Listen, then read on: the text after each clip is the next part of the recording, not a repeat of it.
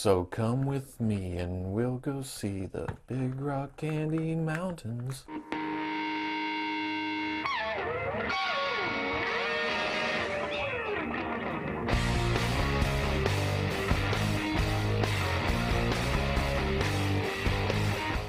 Okay, people, welcome back to another Fwoosh review. Tonight, I'm taking a look at the Hasbro Star Wars Black Series Toys R Us exclusive Rey Jedi training with Crait diorama, whatever you want to call it. Now, I was going to pass on this. In fact, I passed on it twice. I saw it at Toys R Us, looked at it, thought, we have some Reys coming, and I went home empty-handed. But then somebody on the forum mentioned that the articulation on this figure is great, and I should give it a try, so here I am. I'm apparently easily influenced. I'm a victim of peer pressure. But seriously, we're a month out, if not less, from the SH Figure Arts version of this figure. But I bought it anyway. That's where I am. I bought it. Here we are. Looking at the package, I really like the cover of this. Yes, there's no window yet. We'll look at that here in a second. But I love the artwork. I love this portrait right here. I love how the background is shown. More ground in the background. The silver Toys R Us exclusive sticker. And then you open this up and it reveals Rey. As I was saying that, I was pointing with my right hand at the camera instead of with my left at the actual stuff I'm talking about.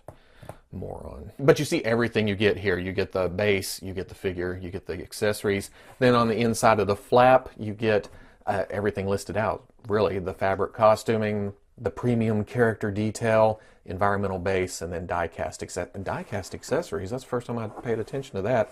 So are these metal? On the side, Rey Jedi training. Nothing special. On the back, nice promotional shot of everything included. You get the bio. Down here you get the warnings. The unreadables probably says something like, are you buying another Rey? Do you have a problem? If so, call the Rey hotline. Rey.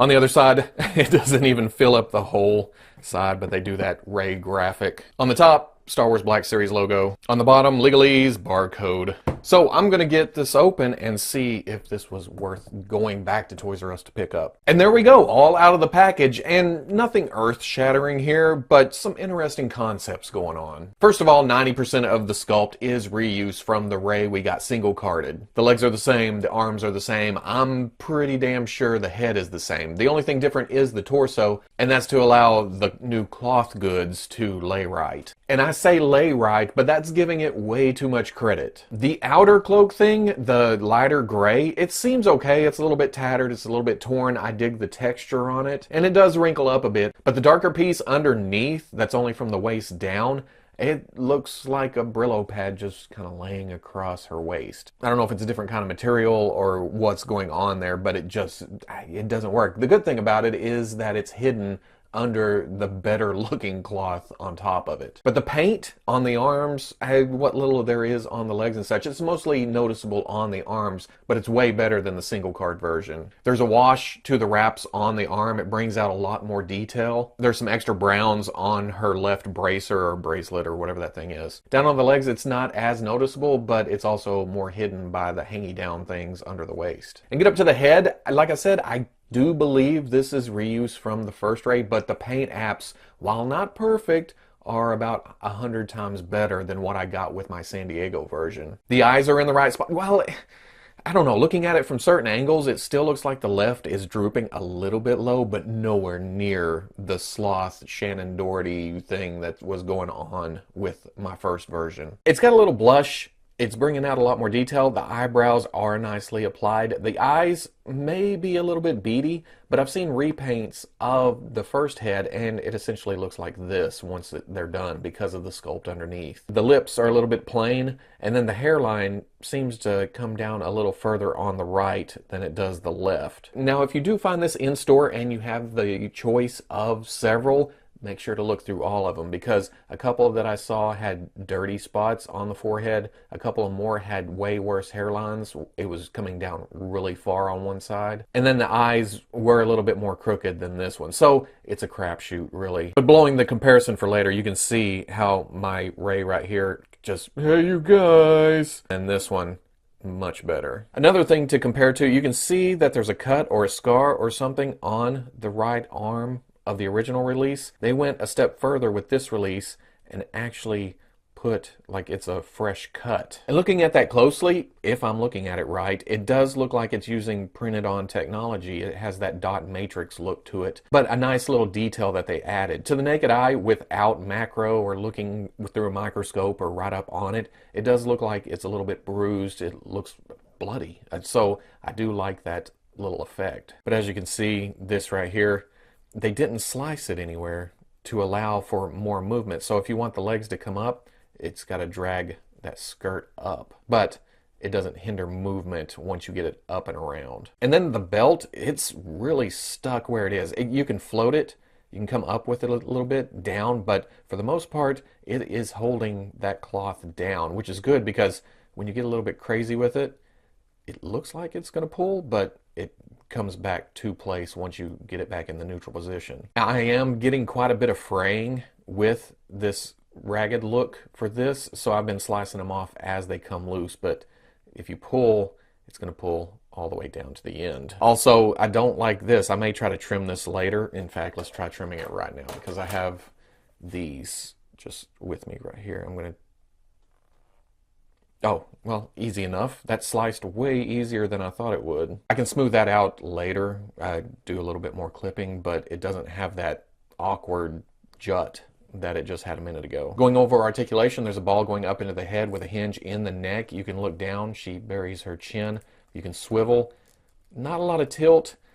Not a lot of up because of the hair hanging down in the back. There's a hinge and swivel in the shoulder, comes out, nice range there. Swivels around, the cloth doesn't get in the way. Hinge and swivel at the elbow, it comes up way past 90. That's actually great range of movement for that type of joint. Then you have swivel. You have a hinge and swivel at the wrist, it swivels, and it has up and down for the saber wielding hand.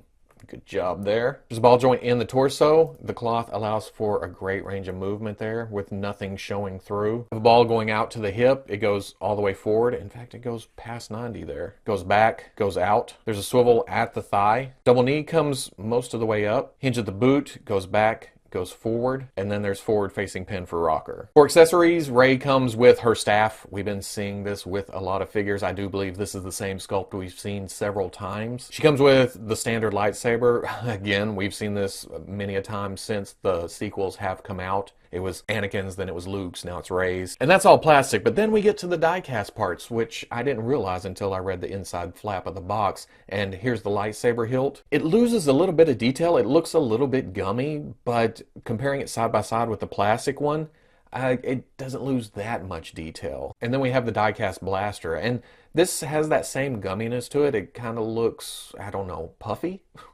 Can I call metal puffy? But comparing it to the original plastic one from the single carded, you can see that it loses just a slight bit of detail. Especially on the grip, it doesn't have those ridges on it, and you also lose the hole for the trigger finger. Now, it doesn't look great in the hand because you lose the trigger finger, but it looks great in the holster. Put that in, it just goes through the hole in the bottom. Get out of the way, cloth.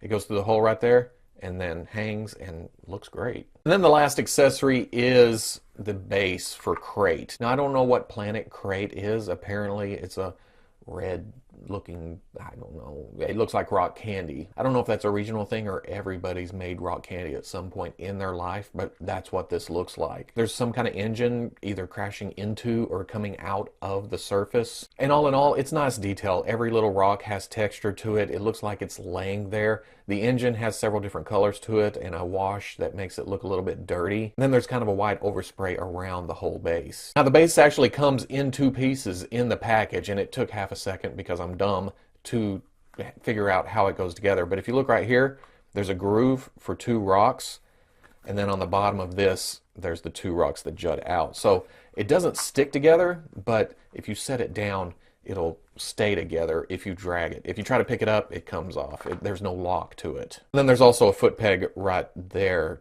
to stand Rey in whatever position you want to stand her in. For comparison, here's the Toys R Us Rey with the single carded Rey that came out on Force Friday 2. I think it was Force Friday 2. I don't know, recently it came out. Besides the definite differences in paint apps on the face, you can see that the Toys R Us Rey lost a little bit of height, and I'm guessing that's in the torso. Not much, just a little bit, but enough to notice between the two. And then here she is with the Rey from The Force Awakens. If you have neither of those, here she is with the Black Series Stormtrooper stormtrooper.